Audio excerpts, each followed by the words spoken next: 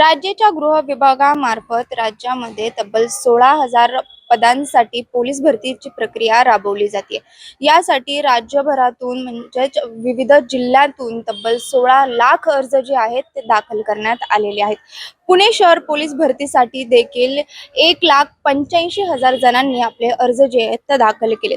पुणे शहरामध्ये 16 फेब्रुवारी पासून शिवाजीनगर येथे पोलीस आयुक्तालयाचे जे मुख्यालय आहे तिथे सध्या मैदानी चाचणी सुरू आहे। मात्र या मैदानी चाचणी दरम्यान काही विद्यार्थिनींनी शंका उपस्थित करत उंची मोजण्याची जी पद्धत आहे त्याच्यावरती आक्षेप घेतलेला आहे। पोलीस प्रशासनाने उंची मोजण्याच्या कारणावरून बऱ्याच मुलींना जे आहे ते अपात्र ठरवलेलं आहे। अशा अनेक मुली आहेत ज्यांच्याशी आम्ही संवाद साधण्याचा प्रयत्न देखील केला, मात्र काही मुली आज स्वतः तिथे शिवाजीनगरमध्ये आहे ज्यांची पुन्हा एकदा या संपूर्ण प्रकरणी जे आक्षेप घेतलेला आहे त्याच्यावरती चाचणी घेतात। तर एका मुलीशी आम्ही जी आळंदीमधली आहे तिने नाव जे आहे ते डिस्क्लोज करायला नकार दिल्यामुळे आम्ही नाव तिचं सांगू शकत नाही, मात्र तिची ओळख न दाखवण्याच्या एका अटीवरून तिने नेमकं काय घडत आहे याची आम्हाला सविस्तर माहिती दिलेली आहे। सर्वप्रथम ती नेमकं काय म्हटलेली आहे ते पाहूयात। माननीय आयुक्तालय सर, मी 2025 मध्ये 11 महिन्यापूर्वी पुणे कारागृहाला भरती दिली। तिथे माझी हाईट 155 सेंटीमीटर बसली होती आणि त्यानंतर मी पुन्हा वर्षभर प्रॅक्टिस केली आणि परत पुणे सिटीला फॉर्म भरला, तर तिथे माझी हाईट 153.6 भरली। तिथे मला भरतीमधून बाद करण्यात आलं। तिथे मी त्यांना मागच्या वर्षीचं कारागृहाचं हॉल तिकीट पण दाखवलं, तरी त्या पोलिसांनी मला नाकारलं।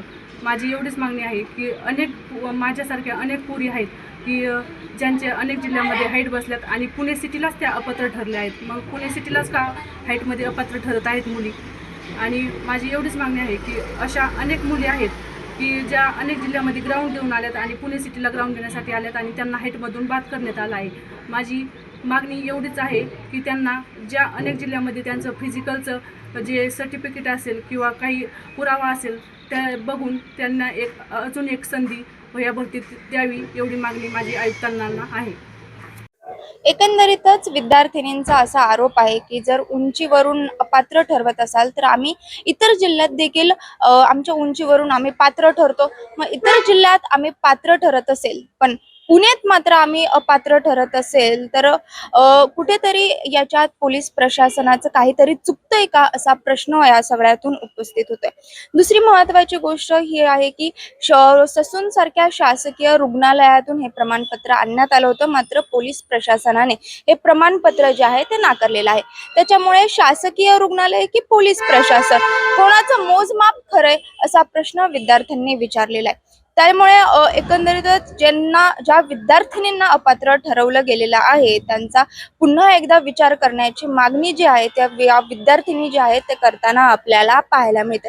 त्याच्यामुळे एकंदरीतच आता पोलीस प्रशासन किंवा या भरती प्रक्रियेसंदर्भातील जे अधिकारी असतील, पदाधिकारी असतील, ते या संपूर्ण प्रकरणात नेमका काय निर्णय घेतात, ज्यांना अपात्र ठरवलेलं आहे त्यांना पुन्हा बोलावून त्यांच्याशी सल्लामसलत काही करतात का आणि या सगळ्यावरती कोणता तोडगा काढण्यात येतो का हे पाहणं महत्त्वाचं असणार आहे। नाहीतर काही विद्यार्थ्यांचा जे इतर जिल्ह्यात पात्र ठरतात मात्र पुणेमध्ये अपात्र ठरत असतील तर त्यांच्या भविष्यासाठी हे अत्यंत चिंतेची जी गोष्ट आहे ती या विद्यार्थ्यांकडून प्रतिक्रिया ज्या आहेत अशा प्रकारच्या नोंदवल्या जात आहेत।